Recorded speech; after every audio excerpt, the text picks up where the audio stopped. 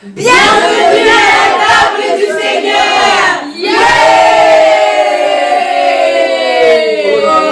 Alléluia. Ça c'est merveilleux. Alors, le Christ est assis dans le lieu d'autorité suprême.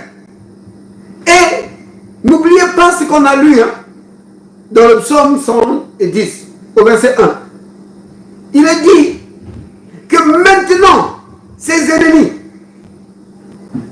sont son marchepied. Ça veut dire quoi? Ça veut dire qu'il domine.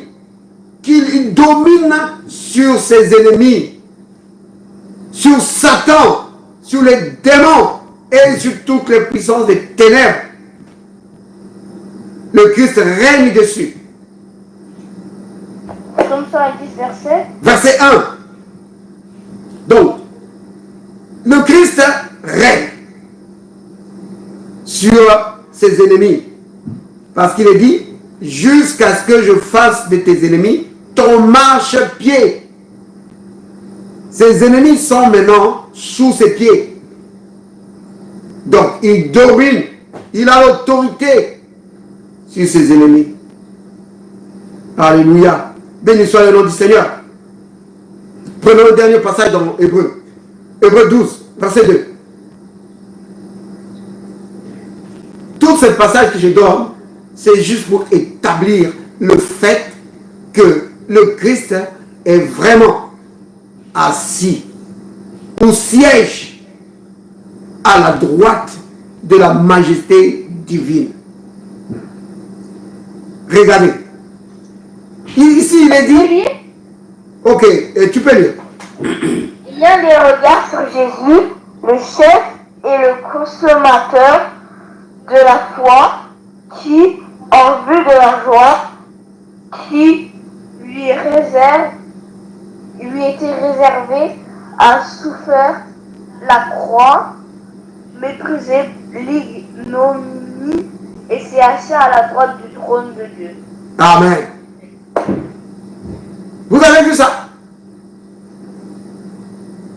Il est dit, ayons les regards sur Jésus. Vous entendez ça, bien-aimé? Est-ce qu'on peut remonter au verset 1? Regardez le verset 1. Il est dit, nous donc aussi, puisque nous sommes environnés d'une si grande nuée de témoins, rejetons tout fardeau. Rejeter, c'est refuser. Refuse le fardeau que Satan met dans ta vie.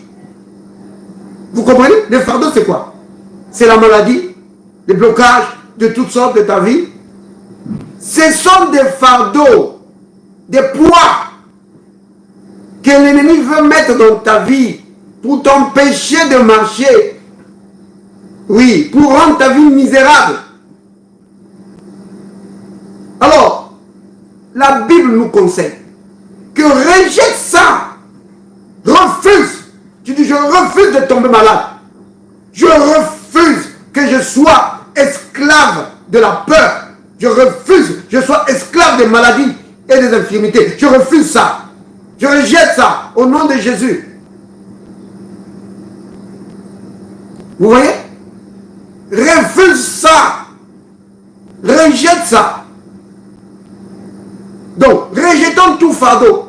Et quoi? Le péché. Vous voyez? Le péché, facilement, ça s'introduit dans la vie des gens. Il dit, le péché qui nous enveloppe, c'est facilement. Tu dois refuser ça. Que tu as facilement des paroles méchantes dans la bouche. Facilement, tu mens. Facilement, tu critiques les gens. Facilement, tu dis des mauvaises choses sur les gens.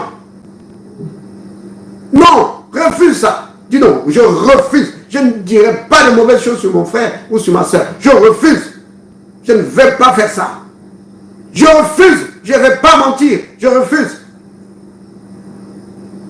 Oui. Rejette ça. Et alors, tu peux courir avec persévérance. dans la carrière qui nous est réservée. Alors que tu es en train de courir dans la carrière qui nous est réservée, tu ne dois pas oublier de garder tes regards fixés sur Jésus. Oui.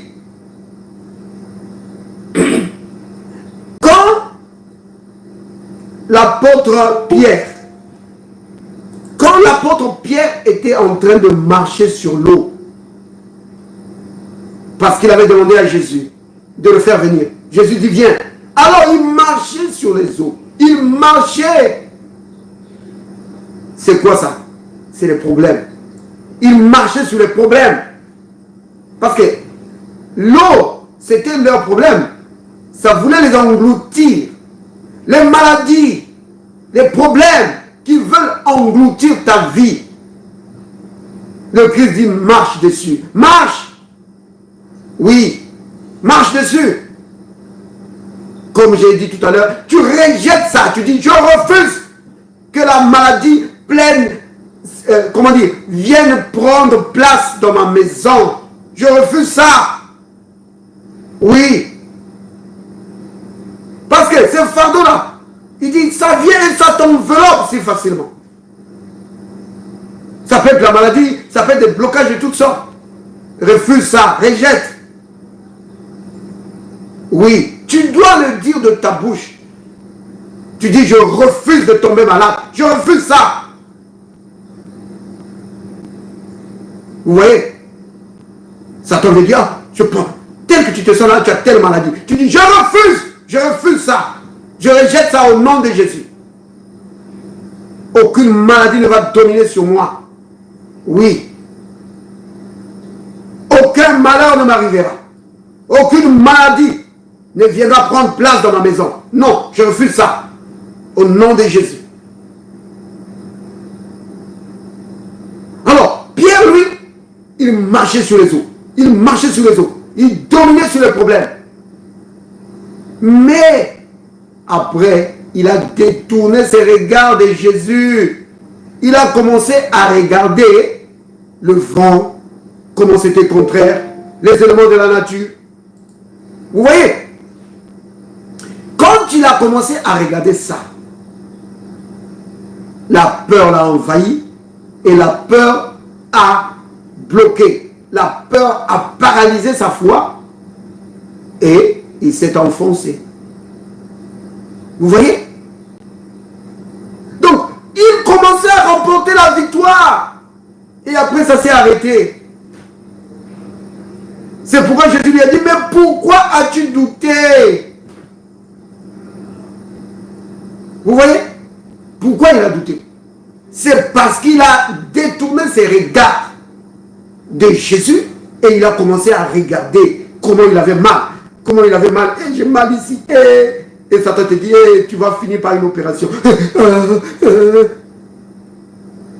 Mais, garde tes regards fixés sur Jésus. Oui, lui, Jésus, c'est lui qui est le chef. Donc c'est lui, le chef, c'est-à-dire c'est lui qui a commencé l'œuvre en toi. C'est lui qui a mis la foi en toi. Il est le chef et le consommateur de la foi, de ta foi à toi. C'est lui qui a suscité la foi dans ton cœur. Et c'est lui qui est décidé à faire grandir ta foi.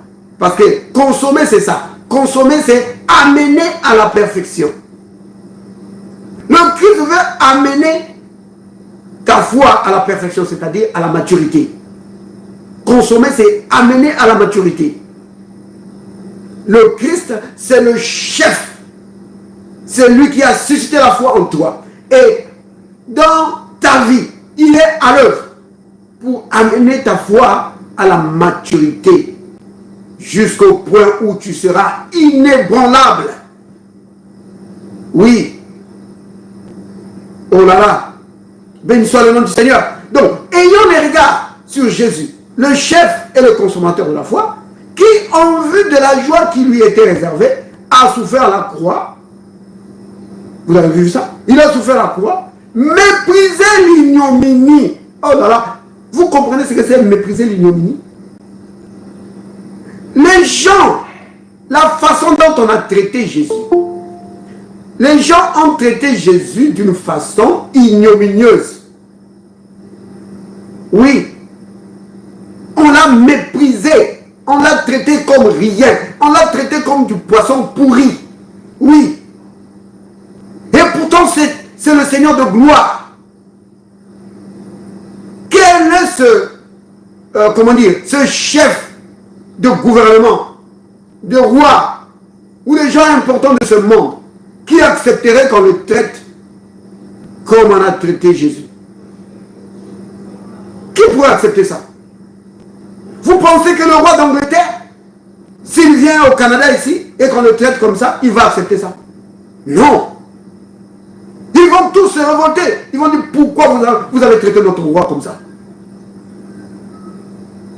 Le président de France, va-t-il accepter ça, qu'on le traite comme ça?